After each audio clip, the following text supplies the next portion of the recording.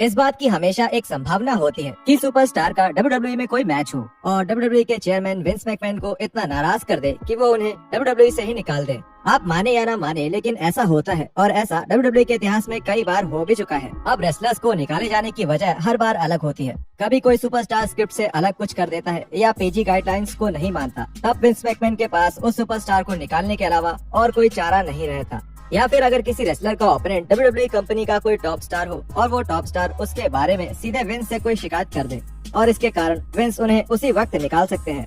लेकिन वो रेसलर्स थे कौन? इसके लिए जुड़िए हमारे साथ। हम ऐसे ही 6 डब्ल्यूडब्ल्यूई सुपरस्टार्स के बारे में बात करेंगे जिन्हें एक मैच के तुरंत कर्ट एंगल।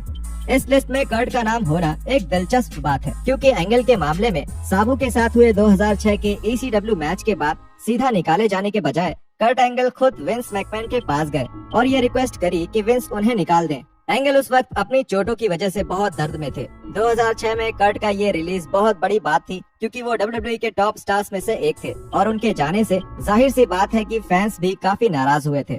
ज्यादा लोगों को ये नहीं पता है कि असल में कर्ट के हेल्थ को लेकर क्या चल रहा था। विंस ने 2006 में कर्ट के रिलीज के बाद एक ऑफिशियल स्टेटमेंट दी। उन्होंने कहा, ये बहुत दुर्भाग्यपूर्ण है कि कर्ट को निकाला गया और ये डब्ल्यूडब्ल्यूई के फैंस के लिए भी दुर्भाग्य की बात है, जो अब कुछ समय तक एंगल को रिंग में नहीं देख पाएंगे। एंगल बहुत ही प्रोफेशनल है, जाहिर है कि वो बहुत अच्छे खिलाड़ी हैं और वो डब्ल्यूडब्ल्यूई के इतिहास के एक लौते ओलंपिक गोल्ड मेडलिस्ट भी हैं। कर्ट का हमारे साथ ना होना हर तरह से बुरा है, लेकिन हालात कुछ ऐसे बन गए थे कि कर्ट को छुट्टी मिलनी चाहिए थी और वो उन्हें मिली। अपने रिलीज के बारे में कर्ट क्या सोचते हैं, इसके बारे में हाल ही में उन्होंने अपने पॉडकास्ट में बताया। I was in bad shape. I had a lot of injuries. At one particular time, I had the neck injury, the shoulder, abdominal. I tore an abdominal muscle, a groin muscle, a hamstring.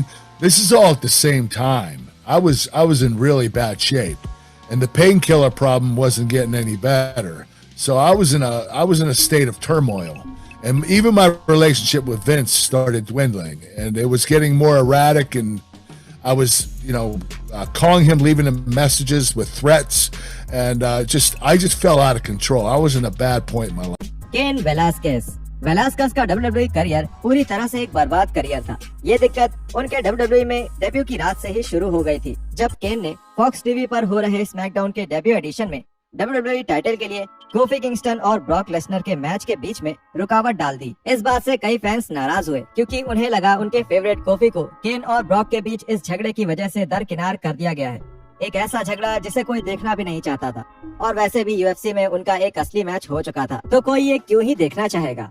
अपने WWE career के दौरान केन का केवल एक match ही हुआ और वो इतना निराशाजनक था कि डब्ल्यूडब्ल्यूई ने उन्हें उस मैच के बाद कभी इस्तेमाल नहीं किया और 2020 में हुए बजट कट्स में उन्हें भी निकाल दिया गया। क्राउन ज्वेल पेपर व्यू में केन का सामना ब्रॉक लेसनर से हुआ था और वो मैच सिर्फ कुछ ही मिनट्स तक चल पाया था कि तभी केन ने टैप आउट कर दिया। फैंस की बुरी प्रतिक्रिया और एक बहुत खराब डेब्यू मैच के बाद डब्ल्यूडब्ल्यूई के पास कोई और रास्ता भी नहीं था। केन को रॉयल रंबल में अपीयरेंस के लिए डब्ल्यूडब्ल्यूई में वापस लाए जाने की बात चल रही थी, लेकिन रिपोर्ट्स के मुताबिक क्योंकि केन इस संभावना के बारे में कुछ ज्यादा ही बात कर रहे थे, इसलिए डब्ल्यूडब्ल्यूई ने ऐसी सभी योजनाओं को रद्द कर दिया। मिस्टर कैनेडी 2008 की गर्मियों में एक डब्ल्यूडब्ल्यूई हाउस शो के दौरान शेल्टन बेंजामिन के साथ एक मैच में मिस्टर कैनेडी का कंधा डिसलोकेट हो गया था, जिसकी वजह से कैनेडी को पूरे 10 महीनों के लिए रिंग से बाहर रहना पड़ा और 2009 के मई में कैनेडी ने अपनी जबरदस्त वापसी करी, जिसमें वो एक 10 मैन टैग टीम का हिस्सा थे और ये मैच ही कैनेडी का डब्ल्यूडब्ल्यूई के लिए आखिरी मैच भी बना। इस मैच के दौरान उन्होंने रैंडी ऑर्टन को एक बैक सुप्लेक्स दे दिया, जिससे ऑर्टन बहुत गुस्सा हुए और उन्होंने मैच के तुरंत बाद डब्ल्यूडब्ल्यूई मैनेजमेंट से उनकी शिकायत कर दी और कहा कि कैनेडी बहुत अनसेफ हैं और वो उनके साथ काम नहीं करना चाहते। 2009 में कैनेडी ने कहा, रैंडी बहुत जोर से कूदे, रेसलिंग में हर चीज दो तरफा है। अब यहाँ पर या तो मैं उन्हें सर के बल गिरा सकता था या इसमें उनकी मदद कर सकता था। उनकी गर्दन भी कभी मैट पर नहीं लगी थी और इसीलिए मुझे आश्चर्य होता है कि वो अपनी गर्दन पर टेप लगवाने के लिए ट्रेनर के कमरे तक भी क्यों गए थे। वो इतने गंभीर रूप से घायल थे कि लगातार 3 रातों तक उन्होंने मैक्सिको में मैचेस किए। कैनेडी की बातों से ऑर्टन फिर से गुस्सा हो गए और उन्होंने एक मैसेज बोर्ड पर कैनेडी को जवाब दिया। उन्होंने कहा कि कैनेडी ने उन्हें सच में सर के बल गिराया था और उसकी वजह से वो सही में डब्ल्यूडब्ल्यूई मैनेजमेंट के पास उनकी शिकायत लेकर गए थे। जब ऑर्टन ने एक और मैसेज बोर्ड पर छोड़ा, तब कई सारे फैंस कैनेडी के बचाव में आगे आए।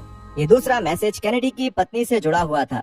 रैंडी ने कहा मैं उसकी पत्नी के भले के लिए ये चाहता हूँ कि वो ऐसा कुछ और काम ढूंढ ले जिसमें वो अच्छा हो और वो पैसे कमा सके। मुझे पता है वो मनोरंजन करना चाहता है और उसके लिए शुभकामनाएं केन।